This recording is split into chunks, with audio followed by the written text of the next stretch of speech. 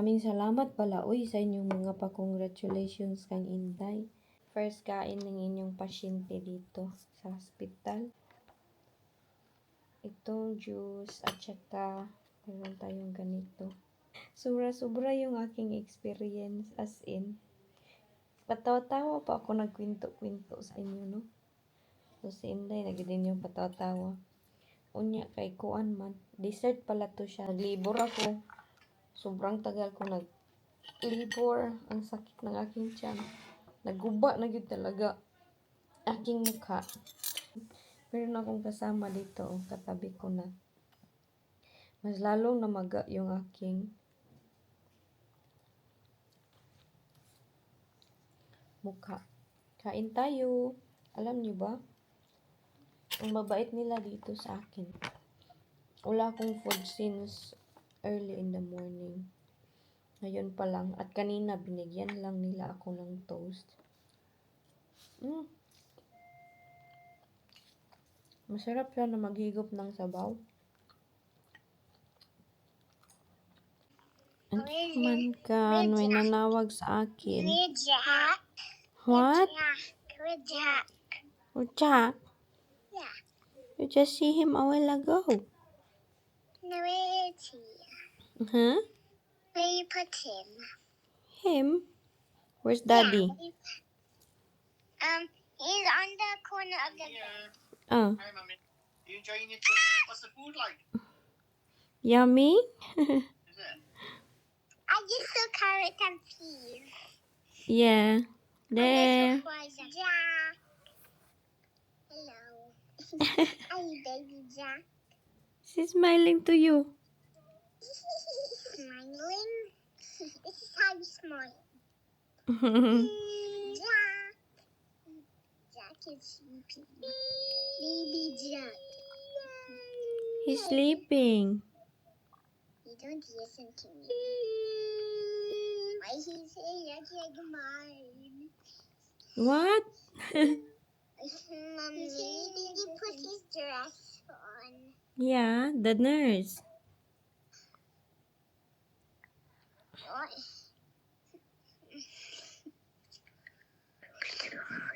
Unsa I'm naman gonna mo? call you. Mommy, I'm gonna call you. Bye bye. Okay. I'm gonna call you at the same time. Okay. Bye Bye-bye. bye. Kulit-kulit nila. Hello guys. Pinaupo na nila ako. Ayun na yung ating. No? Ang aking bugoy na bata. And it's a baby boy. Congratulations to May and Wayne. Sa aming paggagawa-gawa ng bata. Ay nako. Ilang oras na ang lumipas. Oh, excuse me. Di ako nag-normal since. So, ang desisyon nila is cesarean ako. Mga oras ba yun? So, sinisaryan ako. Pero, grabe yung aking paglabor. Nag-labor talaga ako. Patawa-tawa pa ako sa inyo, no? Pero, grabe yung aking paglabor. Sobrang sakit pala maglabor. Oy, nagka-relate na yun ako ngayon. Pero, yung sa akin, hindi pa nga daw siguro yun fully intense na labor. Dahil, hindi pa naman malapit yung ulo. Mga ilang oras din ako nag-labor-labor na on and off. Ako'y ang sakit. Mas masakit pas dysmenorrhea na hindi mo ma-explain. Pero at last, mga mga oras after ko nag-labor, dinala na nila ako sa tawag nito, doon sa kanang cesareanan na room. May tawag sila sa room na yun eh. First time, dinala nila ako sa isang room na kung saan mag-normal delivery. Tapos, yung nakadesisyon na yun sila kay kinuna naman na ako ng dugo. Ano na, yung tingog ng bata. Nag-ano na sila, I think magdidi siya. Dinala na nila ako sa theater. O theater yung tawag nila. So, doon ako inoperahan mga ilang oras. Ang aking operation is sabi ko na, I hope injection na nila ako no ng pangpamanhid para hindi ko na ma-feel yung pag-labor kay yung labor ko sakit jud kaayo. Lalo na siguro sa mga nag-normal, no? Sobrang brave ng mga nanay na nag-normal.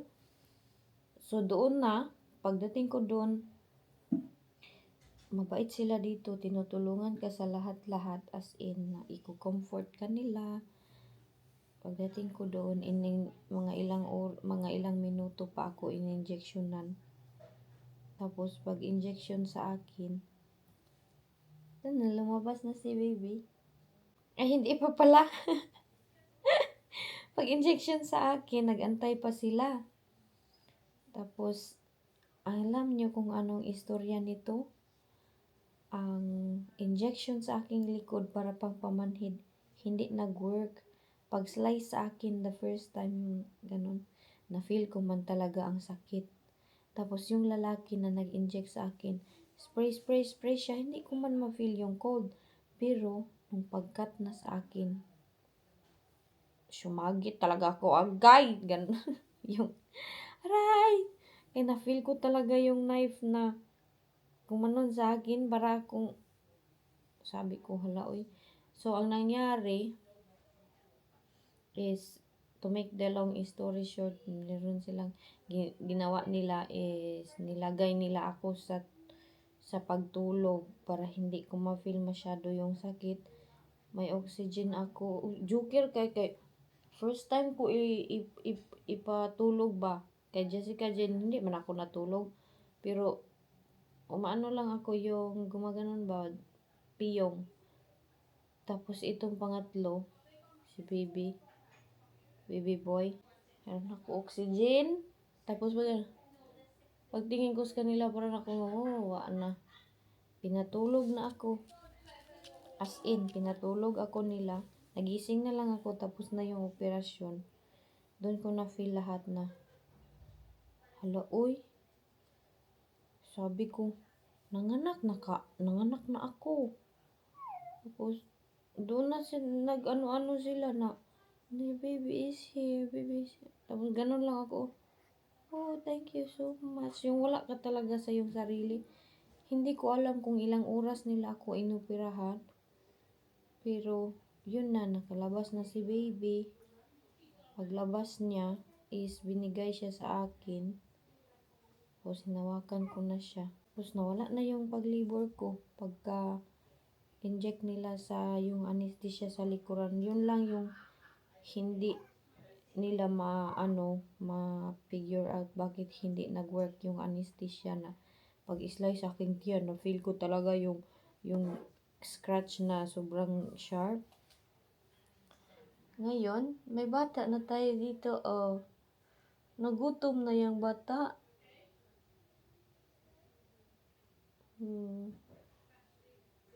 Excited na yun si Jessica at Jenny makita yung kanilang kapatid. Dito si Dudong, tingnan nyo, aking bata, Ang yan siya ng tulog. Hindi pa siya masyadong makita kay nasa nasa kanyang lalagyan. Parang kamukha siya ni JJ nung pag-anak ko kay JJ. Magkamukha silang dalawa ni Jessica. So, grabe yung aking karanasan dito sa hospital. Akala ko mag-normal delivery inyong inday. Yun talaga yung akala ko. Na, hala, uy, baka mag-normal ako delivery ba? Saka, nag-ulgid ko do. As in, sobra talagang pag-worry ko. Hospital today, kanina, inanuhan na to. Pinalitan nila yung aking kama. Nakahiga ako for how many hours. Tapos minove na ako. Kailangan ako mag-move. Kaya kung hindi ako mag-move, ako yung mag-suffer. Ang aking mga gamit, yun. Naka-open na kay kung meron silang tatanungin, may ganito ka ba, may ganyan. Nandyan lang siya. Binigyan ako remote ng nurse. Hindi man siya mag-on. Oh. Hindi man siya mag-on. Tapos, ayan, ang ating bed. Naka-prepare na yan dyan para sa akin. Malinis na. Inanuhan na nila ako yung hilamos, ang ginamit pa yun sa akin na sabon, kaya ang aking shampoo na Head and Shoulders. Hinilamos na ako, naglinis na ako dito sa aking baba. Yun yung ginawa nila sa akin today, tapos pinakain na nila ako. Pagkatapos ko mag-opera, gutom na gutom ako, bakit hindi ako kumain since yesterday hanggang ngayon. Tapos inoperahan ako. Wala gyud, tubig lang yung iniinom ko para di ma-dehydrate. Na every now and then meron na mapapasok dito, mag-check sa amin, okay lang ba kami. Tapos meron silang ganito para kung meron kang need, ituplok-tuplok mo lang itong halimbawa pag ang bata iiyak. Hindi sila, sabi niya nga sa akin yung alaga sa akin na if umiyak yung bata, wag kang mahiya na mag-press nito. Anything daw na gusto ko is mag-ano lang yun talaga, magtuplok nito para hindi ako mahirapan. Tingnan nyo, nakakotex pa yung inday. Buti na lang, nag-cut ako ng aking nails. Ito, dugo to kanina. Dahil kinuna nila ako ng dugo. Pagkatapos nila mag-opera sa akin, nag-relax muna ako. Tapos, every now and then, merong papasok. Okay ka lang ba? Titignan yung sa akin. Titignan yung ihi. I-check lahat ang aking kondisyon. Dahil, diba, last time kay Jenny nga, nag-bleeding ako. So, yun yung ginawa nila. Tapos, pagkatapos nun is, chinek yung aking mga dugo, mga kung ano-ano. Pinakain nila ako. Luckily, this time, hindi ako nagsuka. Kay Jenny, bago pa kasing open itong hospital na yun, walang nag-aano masyado sa akin. Ako lang yung magtayo, kukunin ko na si baby, si Jennifer. Pagkatapos kong kumain, hagoy, nalipong yun talaga ako. Kay parang nabigla ako ba na diretso kong binangon. Tapos kong kumain, tapos naglakad-lakad ako. Nalipong ako, nagsukaha ako kay Jenny. So, grabe yung kanang naranasan ko kay Jenny. At ito naman, grabe din. Hindi naman sobrang grabe yun. Grabe siya dahil yung anesthesia nga hindi nag-work sa akin. Kaya pinatulog ako na walan ako ng malay. Nawalan talaga ako ng malay nung nag-anak ako sa kanya. Kay Jessica, Jenny, wala man nila ako pinatulog dahil yung anesthesia nag-work man. Tapos ito lang talagang sa ngayon, hindi ko alam bakit hindi siya nag-work.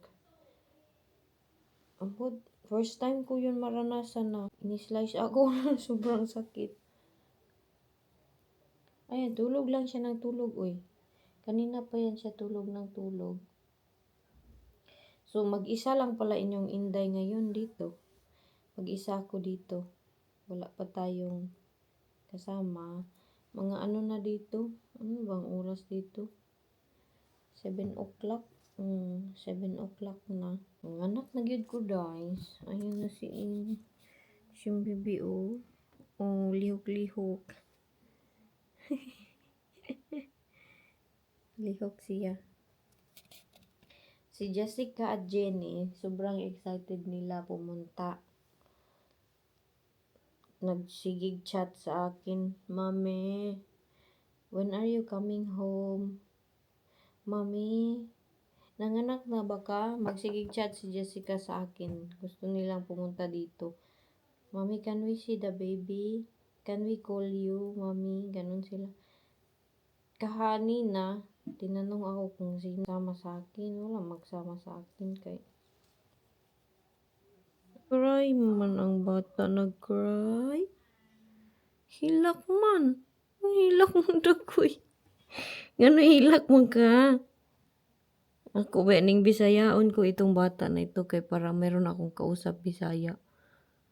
Hilak man siya, oy. Ora gid niya ating routine dito, hindi ko alam, parang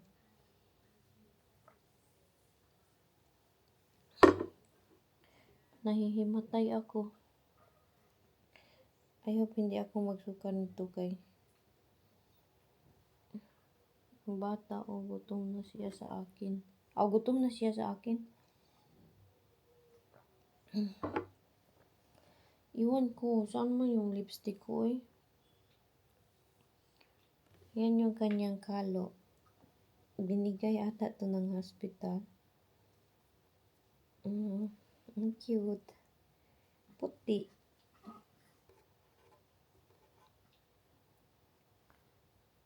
Parang gutom na ata to siya, bay. Tawagin ko ata ang hospital ko ano.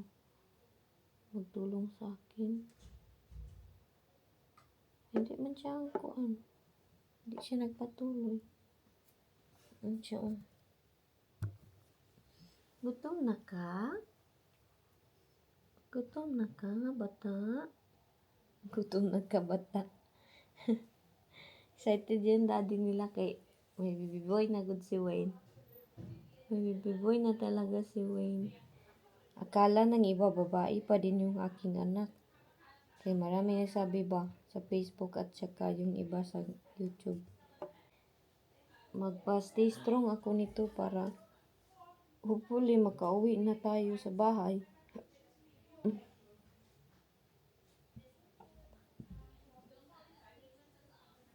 Wala man, nag-stop na siya. Hindi na siya nag-iyak. Uy. Marami mga nurses. Nandyan sila. Diyan sa labas, kita nyo? Nandyan yung kanilang station sa mga nurse. Mga nagpapalit nito. Sobrang bait nila dito as in.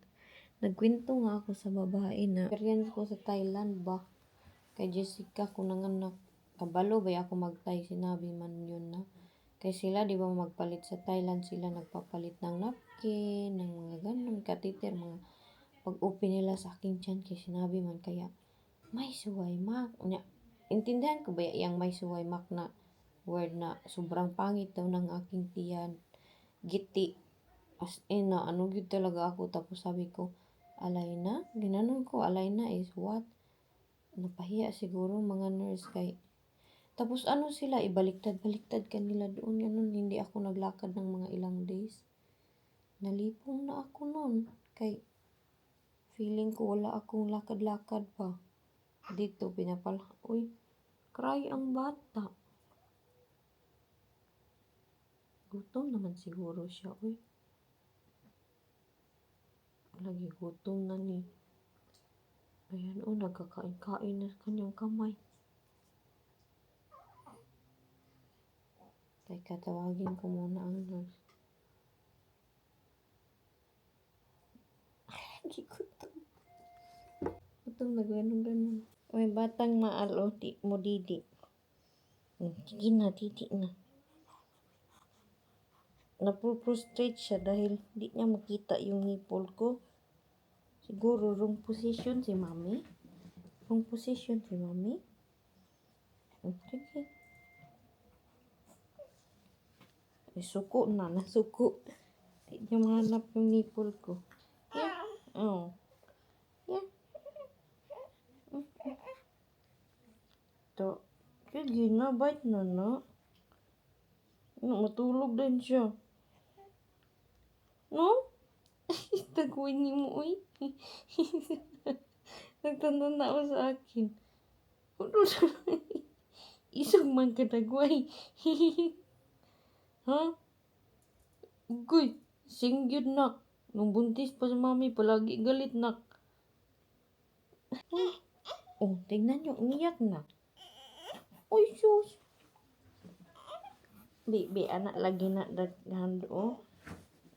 Sige. Di niya mahanap yung nipple ko, oy. Noon sa man ni siya.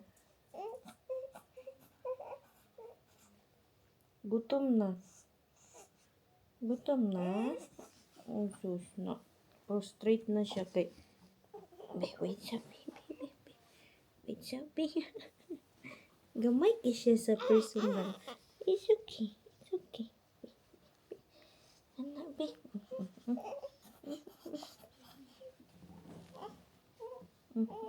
Sige. Sige. Didi. Oh, hindi mo makita akong nipple.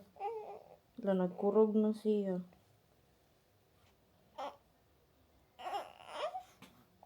Here. Oh. Naman. Hilak na. Here. Cuman ni among dudong win, oy. Among dudong win. Oh, yaw-yaw na. Nagyaw-yaw. Kita ni hanap niya na talaga. Mali siguro yung posisyon ko. Agoy. Grabe mo, Didi. Wala pa man siguro to gatas. Suko ng dagway, oh. Galit na siya sa akin, oy. Cute kaya ang baby, no? Ang cute ng mga bata.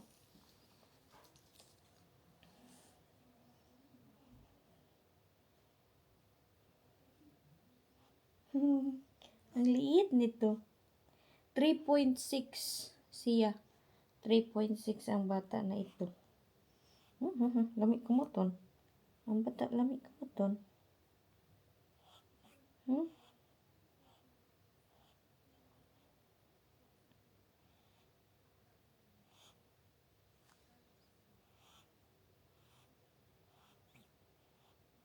Para siya galit ang mukha ay. Dodo ka, Didi. Grabe, ang dami niyang buhok para siyang si Jessica. Si Jenny kay pag ano ko kay Jenny, anak, wala siya masyadong mga buhok na madami. Ito, banat yun to, Didi. Dudong bay. Gwapo na ang bata. Lipay na sa Wayne kay meron na siyang junior. Ang taba-taba ko pa. Bahala na yan ating mukha, oy. Nagkagidlay. Dugay kay ni siya mahuman og Didi. Mga ilang kuan minuto. Bitay man daw natin, be. Di ko man maabot yung cellphone ko, oy. Ayaw ko matandog siya ba. Teka, ito kaya.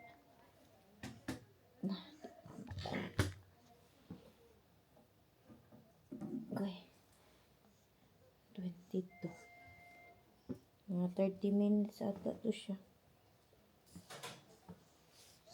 Sorry. Back to zero na naman inyong inday, oy.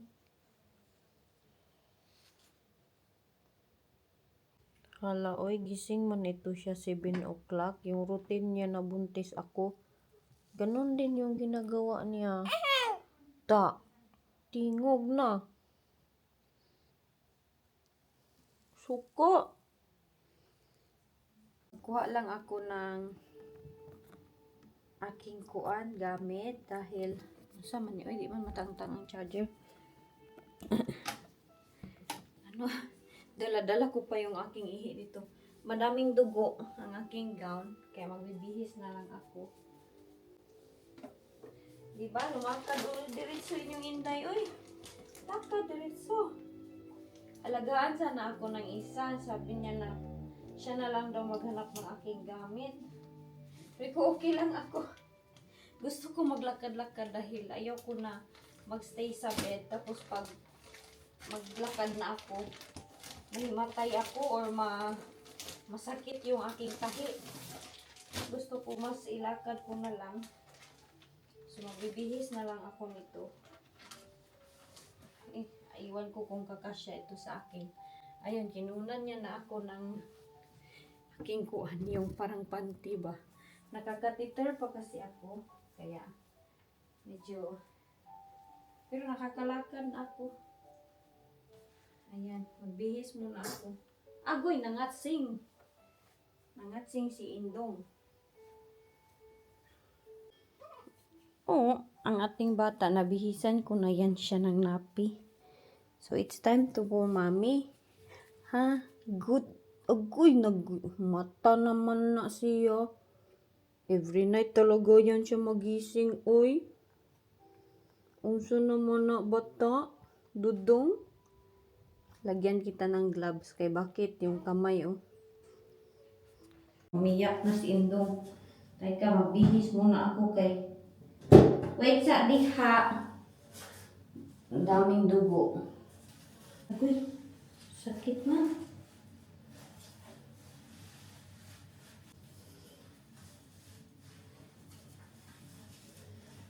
Okay. Nagkapanti na inyong inday. Ito na lang yung bihisin ko. Yung pang night.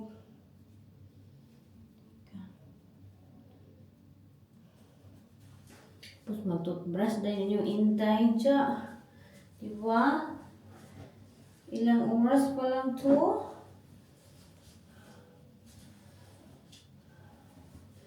Ika lang. Oops. Sana kasya to sa akin. I hope.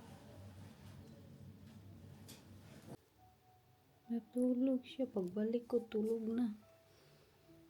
Very good.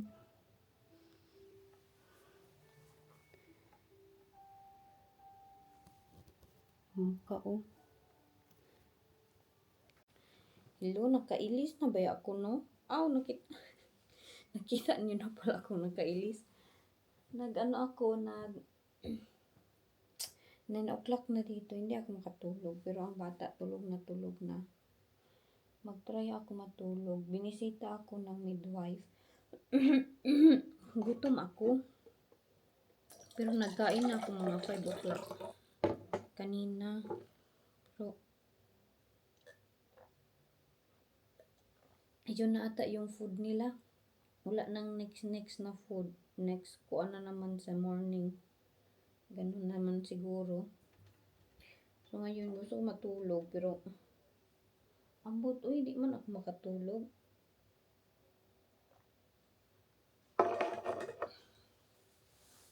Si Jessica at Jenny wala na nag-message. Tawag yung tawag kanina.